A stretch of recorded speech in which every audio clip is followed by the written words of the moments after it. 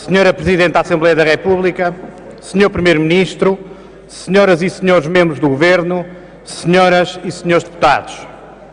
No final do debate da Generalidade do Orçamento de Estado de 2013, algumas deduções assumem-se como evidentes. Em primeiro lugar, revelou-se uma rejeição liminar e a priorística desta proposta de orçamento por parte de toda a oposição.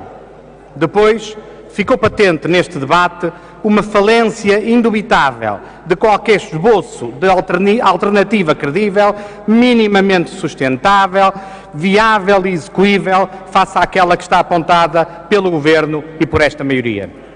Nem a extrema-esquerda radical, nem o maior partido da oposição mostraram rotas diferenciadas ou caminhos construtivos capazes de nos livrar da emergência financeira e económica em que os governos anteriores nos submergiram. A extrema-esquerda radical reiterou a sua trágica persistência na prática política que a tem distinguido.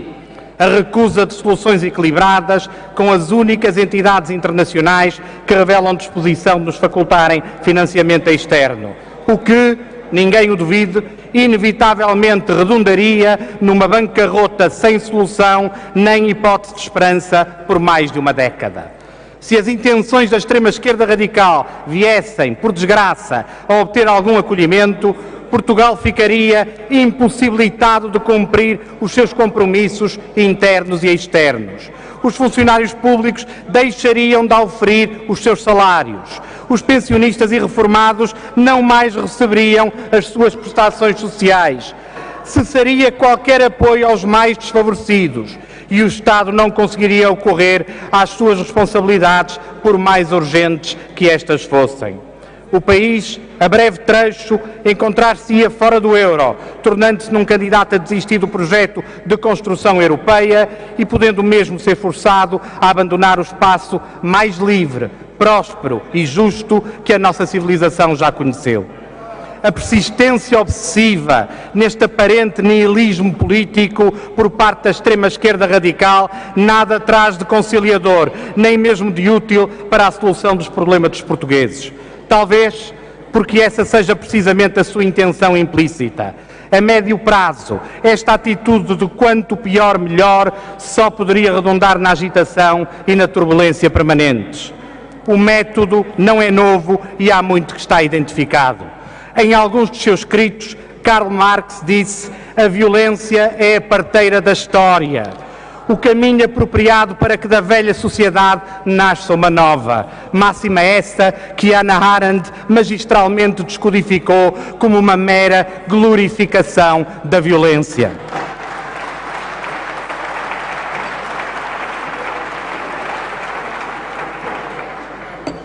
Esta rota extremista não constitui uma alternativa. As únicas opções para a saída da crise que Portugal deve considerar são aquelas que se enquadrem na plenitude do projeto europeu, impregnadas da lógica do Estado de Direito Democrático e capazes de serem edificadas no respeito pela ordem e tranquilidade públicas.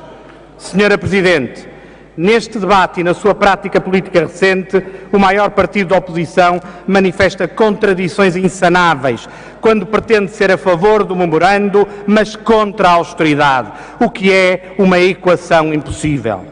Tal como sucede quando o PS reclama que esta proposta de orçamento é um ato único, isolado no tempo e na história, sem quaisquer atos antecedentes que lhe tenham dado origem, o que ofende a lógica e a realidade. E este é que é a maior manifestação de esquizofrenia política, Sr. Engenheiro Carlos Zorrinho. Não é possível sairmos desta tormenta sem percebermos integralmente como aqui chegamos, ou então estaremos condenados a repetir incessantemente os mesmos erros. O PS não pode querer abordar o futuro sem se responsabilizar minimamente pelo passado.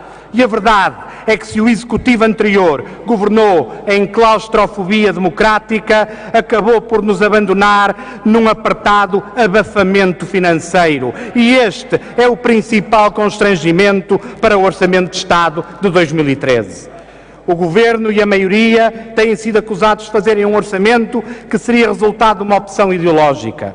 Se isto fosse verdade, então, necessariamente, neste debate deveriam ter surgido outro tipo de propostas, fruto de opções distintas, ao menos por parte do maior partido da oposição. Ora, insistimos, tal não aconteceu. Quem defende que esta proposta de orçamento se traduz numa bomba atómica fiscal tem o dever indeclinável e acrescido de apresentar alternativas.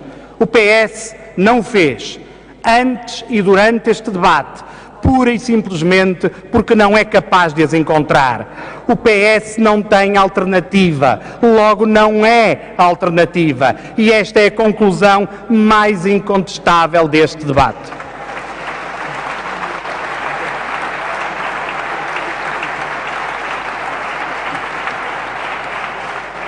E de esta conclusão depreende-se ainda que, caso o PS estivesse no governo, apesar de toda a sua retórica presente, seria forçado pela conjuntura e pela realidade a escolhas muito semelhantes àquelas que este governo e esta maioria estão agora a realizar. Senhora Presidente, em vários momentos do debate que agora termina, perpassaram laivos de uma narrativa enviesada acerca de um suposto imperativo da inconstitucionalidade anunciada que se anda a ensaiar há alguns meses. Nunca tal se tinha visto. Ainda não existia orçamento, não se conheciam sequer as grandes linhas que presidiriam à sua proposta e já alguma esquerda, incluindo certos juristas normalmente lúcidos, afiançavam que o orçamento de 2013 estava irremediavelmente combinado com todo o tipo de inconstitucionalidades figuráveis. Diziam que quase todos os cortes na despesa pública seriam inconstitucionais. Depois era a TSU. Quando esta foi abandonada, o problema foi os escalões do IRS, até que finalmente se percebeu que qualquer pretexto servia. E o que interessava era convencer a opinião pública que o orçamento de 2013 era fatalmente inconstitucional, porque sim. Para os defensores desta tese, parece que a única opção que escapa ao anátema deste suposto imperativo da inconstitucionalidade anunciada é a possibilidade efetiva do país descambar na bancarrota. Em nome da bondade e da perenidade da Constituição, recusamos essa leitura. Mas, Senhora Presidente, Senhores Membros do Governo e Senhores Deputados, há qualquer coisa de profundamente errado quando grande parte da oposição, bem como de outros, que pressurosamente se desmemoriaram do seu próprio papel ativo na degradação do país, ensaiam um combate político que parece assentar numa pressão inqualificável sobre o Tribunal Constitucional, anunciando veredictos já tidos como insindicáveis antes mesmo de se conhecerem as opções propostas para este orçamento. Podemos não concordar com alguns argumentos do veto do Tribunal Constitucional, mas respeitamos escrupulosamente as decisões do Poder Judicial. É democraticamente triste, quase perverso, para o Estado de Direito que se tente enfileirar o Tribunal Constitucional no âmago da luta política. Esta maioria não o fez e não o fará.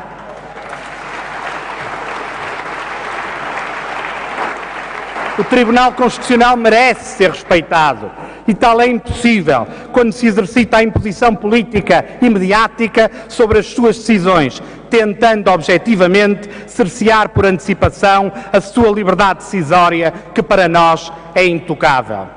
Senhora Presidente, o combate que temos pela frente, por razões naturais e também de conjuntura, cada vez mais se assume como um desafio geracional. Para aqueles que entendem que o primeiro de todos os deveres de uma geração é saber entregar à seguinte um país viável e capaz de se renovar na essência das suas lógicas de funcionamento estrutural e de engendrar as soluções para os seus problemas de sempre.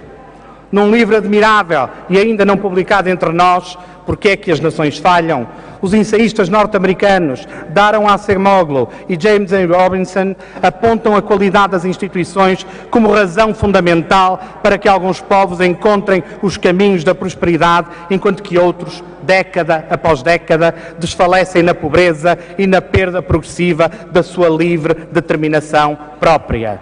O tema não é novo. Essa inquietação tem sido uma constante do nosso tempo, desde Max Weber, e preocupando mais recentemente, entre outros, David Landes, Hernando de Soto e Francis Fukuyama, na sua última obra, As Origens da Ordem Política. E as explicações oferecidas são múltiplas. O clima, a geografia, a cultura, a qualidade das instituições sociais e económicas, a transparência das instituições políticas e a sedimentação do Estado de Direito. Apesar da permanência reiterada de questões não resolvidas na estrutura da nossa nação e no funcionamento da nossa democracia, sob todos os prismas de análise, Portugal possui os ingredientes necessários para vencer quaisquer desafios de desenvolvimento, mesmo quando imerso numa emergência orçamental e financeira tão terrível como aquela em que nos encontramos.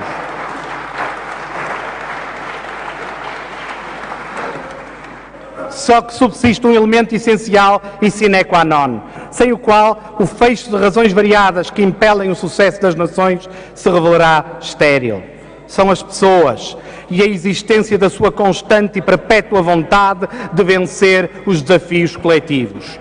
Um país, qualquer um, pode ter instituições de qualidade, mas estará condenado a falhar perante uma crise grave, se não existir uma geração que tenha o nervo e a coragem de assumir os riscos e os sacrifícios imprescindíveis para a debelar.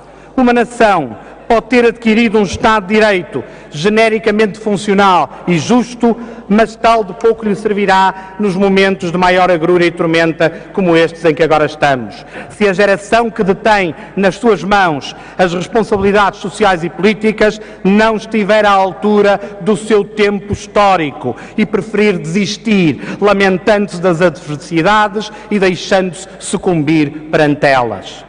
Esta geração de que falo é fundamentalmente composta por aqueles que assistiram ao renascer da democracia e da liberdade com olhos de criança e também os que nasceram depois. Enfim, todos os portugueses que herdaram um país livre e democrático graças aos esforços da geração que os antecedeu.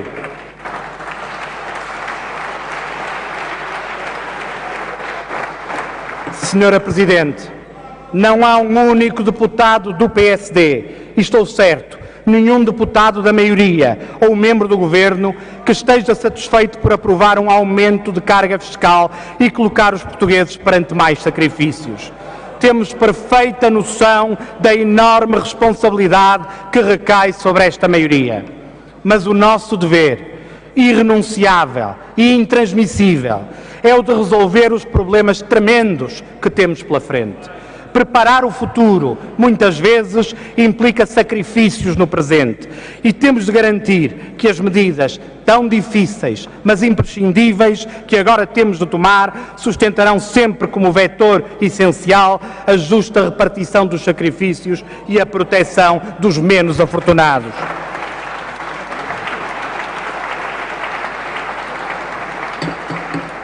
Mesmo para além das diferenças políticas, o desafio geracional que temos pela frente convoca-nos a todos, perante o dever inequívoco de resgatar Portugal e criar as condições para que o país não volte a tropeçar em crises financeiras tragicamente agravadas pela nossa impreparação estrutural ou pelo receio eleitoralista de cumprir as reformas necessárias.